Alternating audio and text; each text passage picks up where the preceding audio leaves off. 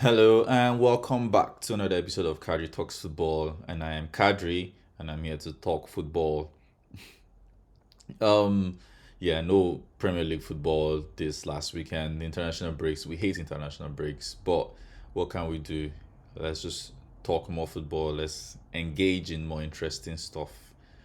Um so as you can see by the title of the video where I am ranking my top 10 most creative players. My top 10 most creative players. If you disagree, let me know.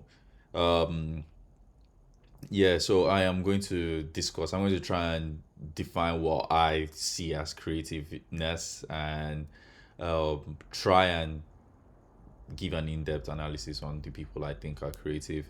Um, but also, I would like to hear your opinion. I'd like to know, yeah, who you guys think should have been in the top 10, who you think would be with time. But yeah, just whatever opinion you have. So, just before we get into the video, like, comment, subscribe, share. More importantly for me, comment, because that's why I started this channel, to engage in football discussions with random people. So yeah, let's get into it. So I'll start from 10th and get to the first. I think some people are quite obvious. In fact, most of the names should be obvious because it's not the most difficult. I mean, it's quite difficult, but in terms of creativity, I think we have some household names, and everyone should just expect to hear their names. But for the 10th and 9th, it was difficult for me. Certain people missed out, people that I think so many other people would complain about them missing out, but I just feel like some people just don't deserve to be in the top 10. But anyway, my 10th player is Pedro Porro. Yes. uh Porro is one of them. Is up there with one of the best creative fullbacks in the league.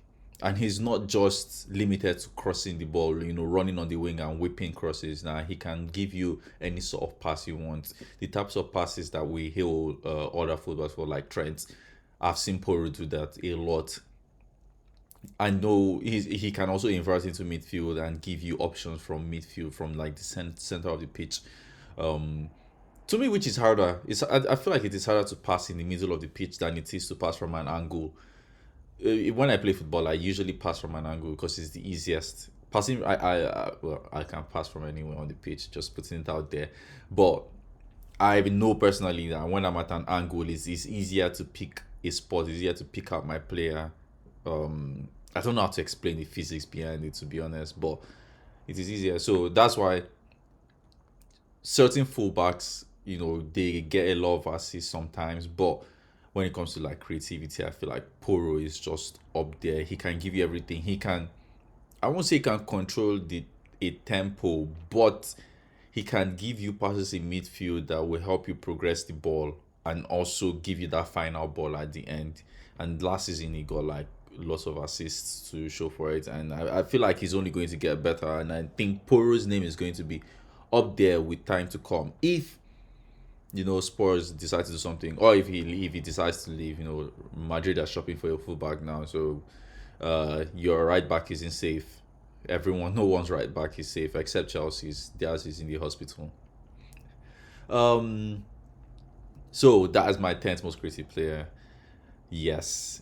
Now that you've heard my 10th, I'm sure everyone is thinking, you're looking at your own list thinking certain mans are not going to make it if he's put Poro in. Well, this is my list. I don't care. Anyway, moving on to 9th, Morgan Gibbs White. Yeah, you're probably looking at your list thinking, oh God, this guy, he's ruined it. But anyway, Gibbs White is like one of the best attacking midfielders in the league. He's very strong, very quick. He's like, this is not an outrageous comparison. I'm not saying he's up to this player's level, this player I'm about to mention. I'm not saying he will ever get to this player's level. But in terms of style of play, the way he plays, he's like Kaka. He can dribble in tight spaces. He can run. He's a powerful runner of the ball, and he can give you an elite, exquisite final pass. I mean, you can see he's part of that formidable forward line in Forest with Hudson Odoi, Elanga, Wood, and just Gibbs White behind. Like when it comes to final balls, there's not too many better than him. And the fact that he does it from the middle of the pitch where it is crowded, where you have to dribble your way out and you have to pick a pinpoint pass because there's a line in front of you, like two centre backs, sometimes a DM in front of you and whatnot. Morgan Gibbs White picks out his passes really well, and he can also give you those crosses from angles, which Chris Wood seems to enjoy a lot. I really like him, and yeah. So I've given you my 10th and 9th now, but let me try and discuss what I think creativity is first of all. Well, it can't be first of all. I've given you two players on the list anyway. But anyway, um, so I had a discussion with Dennis. He's appeared on my channel. If you haven't seen it, you should go see it. We made a combined United Liverpool 11, and now I'm pretty sure that video is so stupid because we were making cases for United players, which makes no sense. But anyway, he doesn't rate certain people because of the position they find themselves in, the position where they create from. For him, creativity has to come from the center of the pitch, and it makes no sense to me. For me, creativity has to be with providing a ball that I mean, I'm saying the obvious. It feels like I'm saying the obvious, but creativity for me is just giving that ball a perfect ball from wherever you are. Not every fullback can cross like Poro or Trippier or Trent. So those three people I mentioned, I would term them as creative fullbacks. But I'm not going to put Walker as a creative fullback, even though he plays the same position. And no matter where the angle of where they're creating from is, like it doesn't make them any less of creators. Same thing with wingers. Not every winger can create from the wing, but there are certain elite wingers that will beat their man on the touchline and put in a perfect cross, whipping a cross where you don't even have to think too much. You hit it once, it goes in the post, or at least it leads to a shot on target. And then, the midfielders who would, Dennis thinks are the people we should call creators. So, like, my point is, I'm not limiting creativity to just one part of the pitch, to certain types of players, people that just make line breaking passes, which that's what people tend to link creativity with. For me, creativity is more than that. If you can whip a perfect set piece, you are a creative player. If you can whip a perfect cross, you're a creative player. And not just whip it once and disappear. No, if you do it consistently, then you're a creative player. It's definitely not limited to them Ozil type of players. Anywhere you are on the pitch and you can make a pass that leads to a chance consistently, you're a creative player. Now you've heard my definition of what creativity is. You have my 10th and 9th player, and now we're going to go into the rest of the list. So in 8th place, I have Ødegaard. I don't think Ødegaard even has a better final pass than Gibbs White, but I put him just ahead because, like I said, it's not limited to exquisite passes. It is about creating at the end of the day. How you get to create isn't necessarily important to me. Obviously, some people look good just because of those passes. Like when you make those long passes that beat like 10 people, it looks so much better. But with Ødegaard thrives off link-up play. Like he dribbles in tight spaces, little cute passes. He doesn't do too much. Ødegaard isn't fancy when it comes to passes. He can give fancy passes, like there was a pass he gave against Porto last season, which was beautiful. But his game isn't about fancy passes. His game is about creating the space to make that last pass. He will keep on, interplaying with Saka or with Gabriel Jesus or Havertz or whoever is playing in first line, or whoever is beside him in midfield or his fullback. He keeps on making those short passes until someone has made a perfect run. And then he makes, at the end of the day, where he finds himself is when he makes that final pass, it ends up being a short pass because he's passed his way into the opposition's box. And then once he has found that space he was looking for, a player has made that perfect run. the pass is very short and it is perfect. And I really like players like him. I really like those uh creating by passes, by short passes, which is really good. And his players trust him because every time he gives them the ball, they give it back to him because they know at some point he's going to make that pass.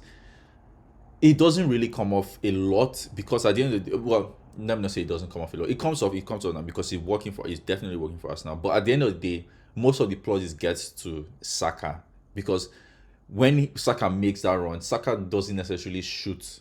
Saka then crosses and then it doesn't count as a chance created for Ødegaard, which is unfair when you look at the fact that he's the one that's created that whole gameplay by himself.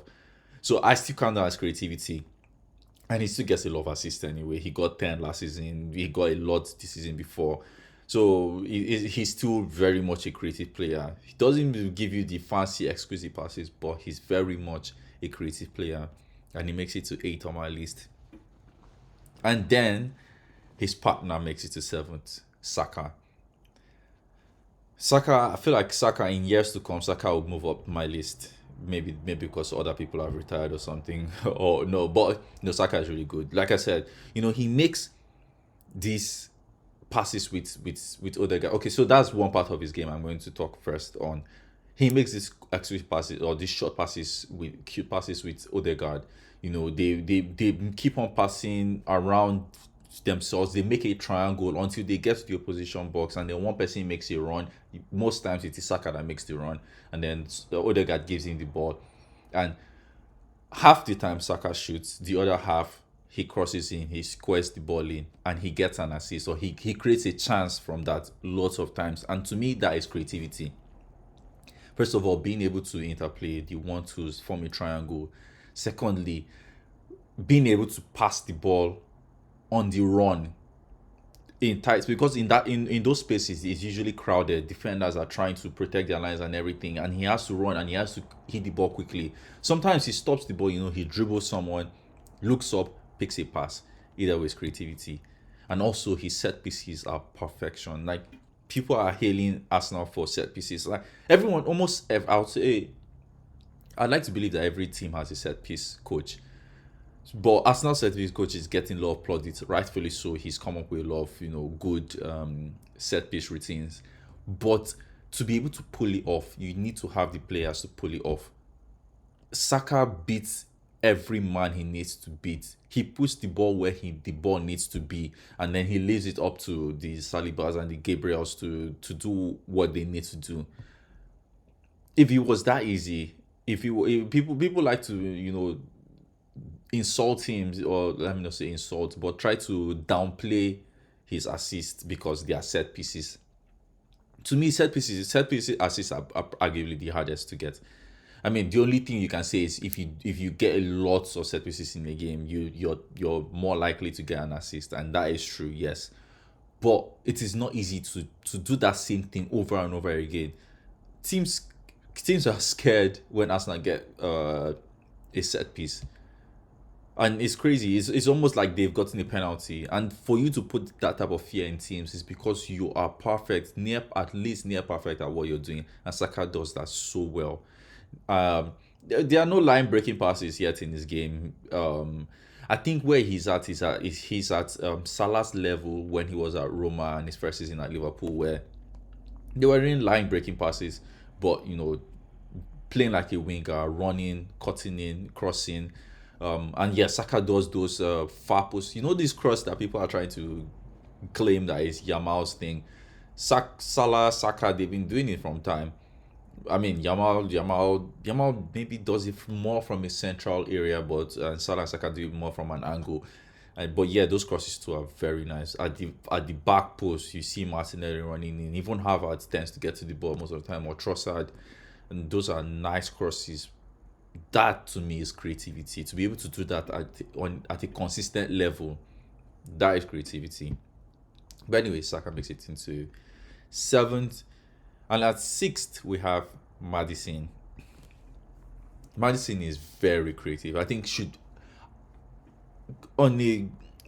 he should be higher up, to be honest. He's one of the ones where I was thinking he should be higher, because when I watch him, he's like the standard for a creative player for me.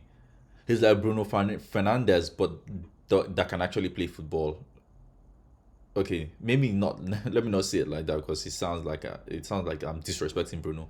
My aim is to disrespect Bruno, yes, but not that much. Um, he's more of a midfielder. He's more of a I would think before I do, unlike Bruno who just does. And he gives that final ball, perfect final ball. The problem is he's not as consistent. Maybe it's because of his injuries. Maybe it's because of coming in and coming out of in seasons. Maybe that's why I'm not quick to put him above certain people.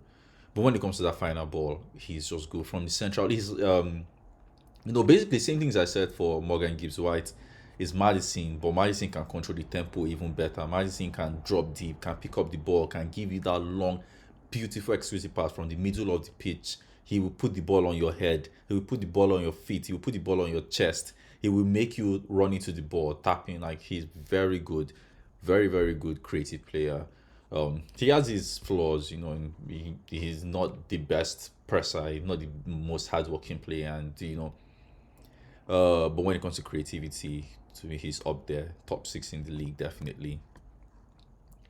Um, to be fair, I was thinking of putting Madison above who this person who came in at fifth, Trent. Now, I don't think it should be that. It should even be an argument. Like, Trent to me is the best passer in the league. There's this argument: Trent or De Bruyne, who is the best passer? For me, it is Trent. De Bruyne has exquisite balls. He can make final passes. He can make passes from almost every angle. But Trent can also do the same thing. Trent can kill games with passes. There was a period in Liverpool where Trent used to do it very often in a game where he will cross the ball, he will make a pass crossfield to Robertson. And he said it, and when he said it made sense to me. He said, or the reason why he said he does it is to kill the momentum in games. Teams have started pressing since Klopp came into the league. Teams have adapted to this pressing mentality, so they are always trying to press the person on the ball. And what Trent does is, when the team tries to press on the right side, he just switches it to the left side. And to maintain their tactics, to maintain the shape that the coach has given them, or the instruction that the coach has given them, they have to switch and run to the left side, to where the ball is. And that is very stressful for players. So, but anyway, and they're the set pieces where he is one of the best in the league. He's been bad at set pieces, I will be honest. Like, I don't know, I don't want to say he's been bad because we saw him put a perfect cross in the Champions League for Konate. So I think the set piece coach has given them a routine, and the routine just isn't paying off because things that the shape is just not there. So but that's what I want to say. Anyways, the reason for his bad set pieces in recent times. But we all know Trent can cross the ball. He came into the limelight from crosses, and then started giving exquisite passes. Like, he crosses like a perfect fullback, passes like a perfect midfielder. Like, he is just everything, and his assist numbers are insane. Like, he has like 80 plus Premier League goal contributions already as a fullback. You just know that how insane he is, and he's only 26. I want to believe he would break 100 assists before he leaves, if he doesn't go to Madrid, that is. But yeah, Trent makes it at fifth for me. The top four, well, now that you've heard my five players, there are certain players you would definitely know that missed out. Now, because you're already thinking at least three players should definitely be here, and one. I mean, I feel like the top four should be a definite. So there are certain people that have missed out. I'll speak on certain people that missed out and explain why they missed out. Because there's one especially to me that I don't rate creatively, although other people will rate him. But yeah. So in fourth place, this person would be higher if it was last season or a couple, or maybe 2 seasons ago. But I guess I don't want to say it's an age thing, because he's still at the level. Maybe okay, you know what? Nah, it's just this other person has just done too much now. But anyway, fourth place is Salah. Ugh, I could go on days and days about Salah, and I'm not even trying. I'm not even going to talk about any other thing here. Just his creativity. I watched Salah at Roma, at least some parts of his games at Roma. He was the way Saka is today. Link up plays, makes that run, crosses, squares it into the box. Zeko is always there, or he cuts back, whips in a far post cross, and it works out for him. Creatively, he was so good as a winger. He was that winger type creator, just like Saka is today. Came into the Premier League, he was like that too in the first season because we had Coutinho to take on the burden of creating. Coutinho left and then he took on the burden of creating before Trent came in anyway, and he these line breaking passes that he's making today and people are saying he's adapted his game to be. This has been Salah since day one. Let me not say day one, since his second season at Liverpool. This has been Salah. All this talk about he's adapted his game, he's now becoming more of a creator. I don't know where they're getting it from. In fact, he's even creating less than he was seasons before. Salah was usually hitting like Bruno or James Madison numbers in terms of chances created in a season. Like he was doing it way more than. What I'll say is he has polished his passes. Before he was creating in large volumes. Now he's not just creating in large volumes. He's creating big chances. So that is a stat that I rate so much. It still has its flaws, just like every stat. But with big chances, you're not. If I make a 5 yard pass to you and you run and dribble with the ball, it's not a big chance, but it counts as a chance created. But big chances are chances that you have no choice but to hit the ball. You have no choice but to attack the ball. And Salah to me is the best in the league when it comes to that. Okay, him and Bruyne are the best when it comes to that. It's not just about creating chances in large volume, keep on making the same passes over and over and over again, hoping that somebody will hit it. No, it's about making the incisive pass, the true pass that will make your player think, if I don't hit this ball, then just arrest me. And Salah does it better than almost everyone in the league. And he's just so good, man. I could go on about this guy. Like, it's great. It's taking so long for people to start showing him respect. People are now showing him respect, and they are trying to not pretend because they've always disrespected him.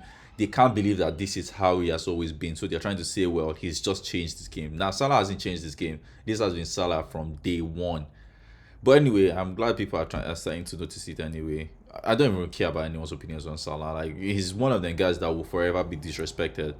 But the real ones will always respect him, will always give him his credits, and he's just an unreal player, man.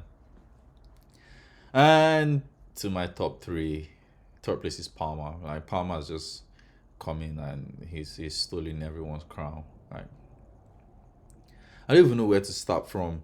Because he started from the wing for Chelsea, and the way he was playing, it was drifting into the middle, and they had just had to move him to the middle because he was leaving that right wing vacant. I really like him. He's also one of the players that will give you a pass that you don't have to think about. Just hit it. Just hit the ball, and he's so good at it. He's similar to Ødegaard in the sense that like he doesn't really do them link up plays. Nah, he's more of a. It's more, Palmer isn't. This isn't. I'm not trying to disrespect him. He isn't much of. He doesn't really have much of. I don't want to say impact, but I will use the word impact. He doesn't really have much of an impact in build-up plays. He doesn't really do anything if you watch him. He's not involved in the first phase or second phase, but that last phase, once the ball gets to his feet at the edge of the box, it's over. He just knows what to do. He knows when it is time to shoot. He knows when it is time to pass. That intelligence is what makes him stand out. Is why his numbers are with the way they are, because it's not luck. You can't do this by luck. You can have a freak season, yes, and then drop off. But what he's doing is not luck. Like when you watch him play, you just know that this guy he's making the right decisions, and that's one of the most important things for creative players, making the right decisions at the right time. I've not seen too many passes in this game, but the passes he has in his locker are good enough to create proper chances. Only his second proper season, and I'm going to watch him more and see if he improves, if he's going to improve, or if it looks like he's going to improve.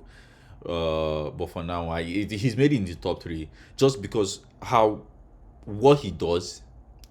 It isn't stylishly. It's probably not on the level of so many other players that I've mentioned.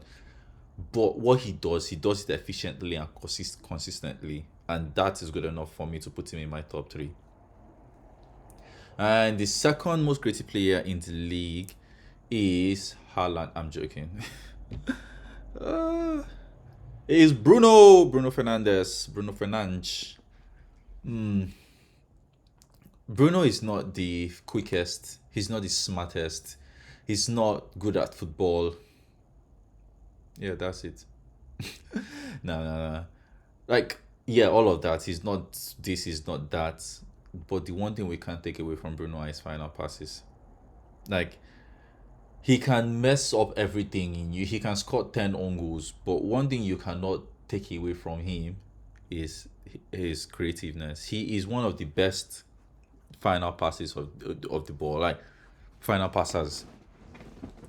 From the middle of the pitch, I think he's the best, to be honest. Like when we're talking central areas in the 10 position, who can look up, who can pick up their head and make the best pass? The way all the props I've given to Palmer now, that is Bruno.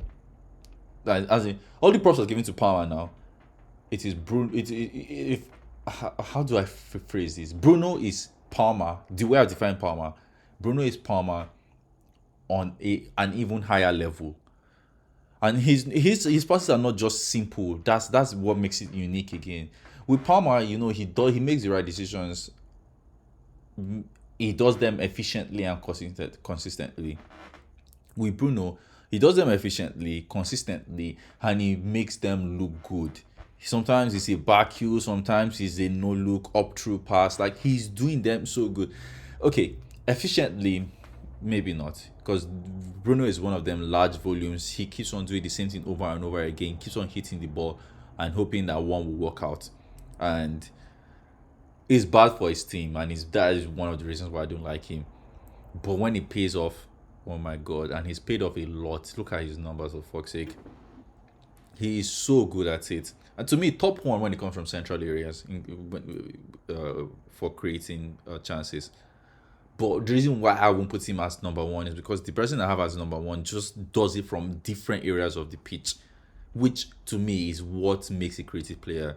You're not limited to just one area of the pitch. Yes, you're a 10, but like, can you do it when you find yourself in another position? If you've managed to find yourself on the wing or wherever, and that person is De Bruyne. Like, any position on the pitch, he will deliver. He will make a pass. He will give you that final ball. You don't have to think. You don't have to. You just hit the ball. De Bruyne, like from the wing, he crosses like a fullback. From deep, he crosses like a fullback. From the wing, he crosses like a winger. From central areas, he plays a perfect pass like he's Ozil. Like, he's just so good. Like, I don't even have too many words to say about him. I'm sure everyone has said everything there is to say about De Bruyne. He's just so good. Like, listen, just take everything I've said about everyone from Pedro Porro upwards to Bruno. That is Kevin De Bruyne. He's not the best. I won't say he's the best at passes from certain angles. Like, from deep, I won't say he's better than Trent. From central area, I won't say he's better than Bruno. From the wing, I think it's probably the best. But the point I was trying to make is, he is just an accumulation of all these things. He might not be the best at certain, like, he might not be top number one in certain areas, but he's the one person that has everything as a whole. He's just so good. Like, he's just so good. He's an accumulation of everyone I've listed today. from Pedro Porro to Bruno. Like he's an accumulation of every one of them, from crossing to deep, from wings, from the interplays. When he was with David Silva, you know, they did David Silva, Sane, Sterling. He was doing them link up plays, them 1-2s, forming them triangles, and then when Silva left, he was playing them through passes. When Haaland came, playing through passes from the middle. He was also with when Aguero was there. He used to go from the wing. I think there was a time people were calling him a fullback, like, or he can only pass from a certain angle. Like he is so good, the best creatively in the world, if you ask me right now.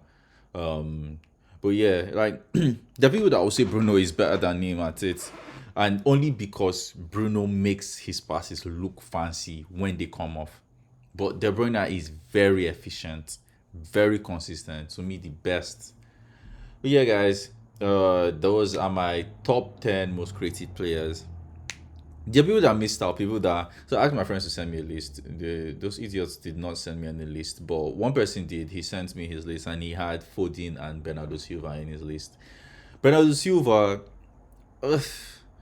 I don't think he's creative enough to make my top 10. Probably not even my top 15. But he's good. He's a very good creative player. You know, he's one of the ones that dribbles to find space before he makes the final pass.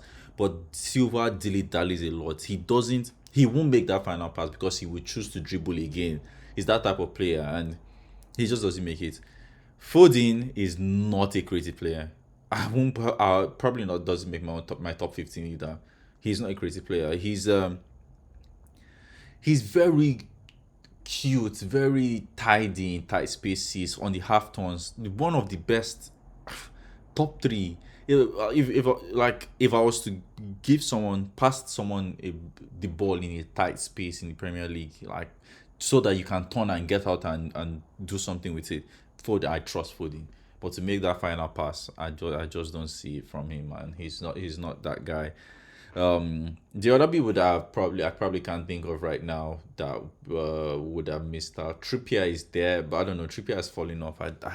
It was between Trippier and Porro for me, definitely. But I went with Porro because Porro just looks more of a midfielder. Like, not that he can play in midfield, but his passes are more of a midfield-esque.